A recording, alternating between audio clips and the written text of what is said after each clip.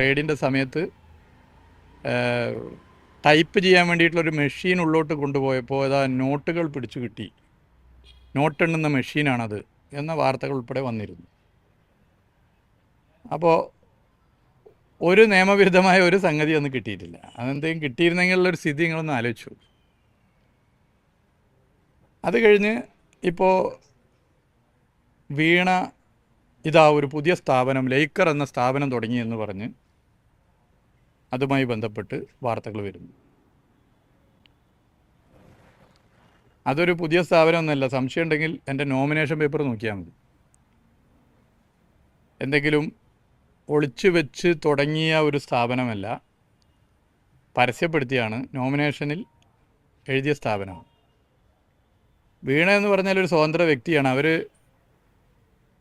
ഒരു ബിസിനസ് നടത്തരുത് എന്ന് ഭരണഘടനാപരമായി ആർക്കും പറയാൻ പറ്റില്ല. പിന്നെ അവരുടെ കുടുംബ പശ്ചാത്തലത്തിൻ്റെ ഭാഗമായി സർക്കാരിനെ സ്വാധീനിച്ചോ മറ്റു സ്വാധീനങ്ങളിലൂടെയോ ബിസിനസ് നടത്തുന്നതാണ് തെറ്റ്. അതും ഈ സ്ഥാപനവുമായി ബന്ധപ്പെട്ട് പരിശോധിക്കാവുന്നതാണ്. അപ്പോൾ അതിൻ്റെ ഒരു കാര്യങ്ങൾ പിന്നീട് നടന്നു. ഒരുപാട് അസംബന്ധങ്ങളും അടിസ്ഥാനരഹിതമായ കാര്യങ്ങൾ ഇതുമായി ബന്ധപ്പെട്ട് പ്രചരിപ്പിച്ചു. ഞാൻ അതിന് ഓരോന്നിനും മറുപടി പറയാൻ ആഗ്രഹിക്കുന്നില്ല. രാഷ്ട്രീയമായും നിയമപരമായും ഇത്തരം കാര്യങ്ങളെ നേരിടാൻ തീരുമാനിച്ചിരിക്കും. നിയമപരമായി നേരിടാൻ തീരുമാനിച്ചുകൊണ്ട് തന്നെ ഓരോ ഇപ്പോൾ വന്നിട്ടുള്ള കാര്യങ്ങൾക്കും ഞാനിപ്പോൾ ഇവിടെ മറുപടി പറഞ്ഞില്ല, നിയമപരമായി തന്നെ മറുപടി പറയും. ഇതിൽ വളരെ മാന്യമായും നിയമപരമായും ദീർഘകാലമായി ബിസിനസ് ചെയ്യുന്ന എൻ്റെ സുഹൃത്തുക്കൾ, കോളേജ് കാലം മുതലുള്ള എൻ്റെ സുഹൃത്തുക്കളെ ഇവിടെ രാവിലെ മുതൽ രാത്രി വരെ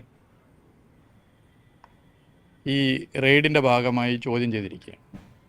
നിയമപരമായും മാന്യമായിട്ടാണ്. അവരെ പറ്റി നിങ്ങൾക്കൊക്കെ അന്വേഷിച്ച് അറിയും. കോഴിക്കോട് ദീർഘകാലമായി ബിസിനസ് ചെയ്യുന്നവരാണ് അവരൊക്കെ. എല്ലാ വിഭാഗം ആളുകളുമായിട്ട് നമുക്കൊക്കെ ബന്ധമുണ്ട്.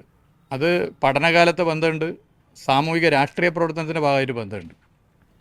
ഇവരൊക്കെ ഏതെങ്കിലും പാർലമെൻ്ററി സ്ഥാനത്ത് ഞാൻ വന്നപ്പോൾ അതിന് ശേഷമുണ്ടായ ബന്ധമല്ല. ഞാൻ MLA ആവുന്നതിന് മുമ്പും ഞാൻ കോളേജിൽ പഠിക്കുമ്പോഴും അതിന് ശേഷമൊക്കെ ഉള്ള ബന്ധങ്ങളാണ്, അതിന് മുമ്പുള്ള ബന്ധമുണ്ട്. അപ്പോൾ അത് എത്രയോ കാലമായിട്ടുള്ളതാണ്. അവരൊക്കെ അറിയുന്നവരാണ് കോഴിക്കോട്. അവരൊക്കെ മാന്യമായി ബിസിനസ് ചെയ്യുന്നവർ, നിയമപരമായി ബിസിനസ് ചെയ്യുന്നു. അപ്പോൾ ഒരു പുകമറ സൃഷ്ടിച്ച് ഒരു സംശയത്തിൻ്റെ നിഴലിൽ നിർത്താനുള്ള ശ്രമം ഒരു ഭാഗത്ത് നടത്തും. EDയെക്കുറിച്ച് അതിനെ ഉപയോഗിക്കുന്ന BJP ഗവൺമെൻറ്റിൻ്റെ നിലപാടിനെ കുറിച്ചൊക്കെ നേരത്തെ പറഞ്ഞതാണ്. പല നിലയിലും കാര്യങ്ങൾ പറഞ്ഞാണ്. കേരളത്തിൽ ഇപ്പോൾ നമുക്കൊക്കെ ബന്ധങ്ങളുള്ള പല മേഖലയിലുള്ള ആളുകളുണ്ട്. തൊഴിലാളികളുണ്ട്, മറ്റു മേഖലകളിലുള്ളവരുണ്ട്, വ്യവസായികളുണ്ട്, ബിസിനസ്സുകാരൊക്കെ ഉണ്ട്. സ്വാഭാവികമാണ്. പലരായിട്ട് ബന്ധമുണ്ട്, ഇനിയും ബന്ധമുണ്ടാവും. ഇപ്പോൾ ഈ ഇന്നലെ ED കയറിയ വീട്ടിലെ ആളുകളുടെ ബന്ധം അതോട് ഇന്നോടുകൂടി അവസാനിക്കുന്നില്ല. അത് ജീവിതകാലം മുഴുവനുള്ള ബന്ധങ്ങളാണ്.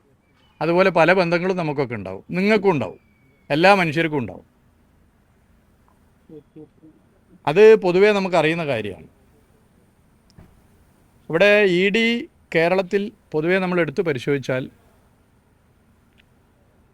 ഏത് കേസിനെ പ്രസ് ചെയ്യുന്നുണ്ട്, ഏത് കേസിനെ എടുക്കുന്നുണ്ട് എന്ന് പ്രസ് ചെയ്യാതെ പോകുന്നുള്ളതൊക്കെ ചർച്ച ചെയ്തതാണ്. ഇന്നലെ ഗോവിന്ദൻ മാഷും CPMൻ്റെ ജില്ലാ സെക്രട്ടറിയൊക്കെ പറഞ്ഞാൽ അതിലേക്ക് പോകുന്നില്ല. അപ്പോൾ ഈ വിഷയം രാഷ്ട്രീയമായി നേരിടാൻ തന്നെയാണ് പാർട്ടി തീരുമാനിച്ചിട്ടുള്ളത്. ഞാനും ഇതുകൊണ്ടാകെ ഭയപ്പെട്ട് ഓടാനൊന്നും തീരുമാനിച്ചിട്ടില്ല. അങ്ങനെയുണ്ട് ചില MLAമാർ കൈപ്പത്തിയിലും മറ്റുമൊക്കെ ജയിച്ചിട്ട് EDനെ പേടിച്ച് BJP ആയവർ. BJP ഉയർത്തുന്ന അപകടകരമായ രാഷ്ട്രീയത്തെ ഇന്നലെ എതിർത്ത പോലെ ഇന്ന് എതിർക്കുന്ന പോലെ നാളെ എതിർക്കും. അത് തല പോയാലും അതിനെതിരെ ഫൈറ്റ് ചെയ്യും. അതിനെ എന്തെങ്കിലും കാണിച്ച് ആരെയും പറഞ്ഞ് പേടിപ്പിച്ചാൽ അങ്ങനെ പേടിച്ചു പോകുന്നവരല്ല ഞങ്ങൾ എന്നുള്ളത് ചൂണ്ടിക്കാട്ടാൻ ആഗ്രഹിക്കുന്നു. ഇതുമായി ബന്ധപ്പെട്ട് ഒരുപാട് അസംബന്ധങ്ങൾ വാർത്തകളൊക്കെ വരുന്നു. ഞാൻ അതിന് നിയമപരമായി നേരിടുന്നതുകൊണ്ട് മറുപടി പറയേണ്ടതില്ല എന്നാണ് പൊതുവേ ഞാൻ നിയമവിദഗ്ധരുമായിട്ടും കൂടി ആലോചിച്ചപ്പോൾ, കാരണം അത് പറയേണ്ട ഘട്ടങ്ങളിൽ പറയാം, ആലോചിച്ചപ്പോൾ പൊതുവേ എനിക്ക് തോന്നുന്നു. എന്തായാലും രാഷ്ട്രീയമായും നിയമപരമായും ഇത്തരം വിഷയങ്ങളെ കാണും എന്നുള്ളതാണ് ചൂണ്ടിക്കാട്ടാനാകുന്നത്.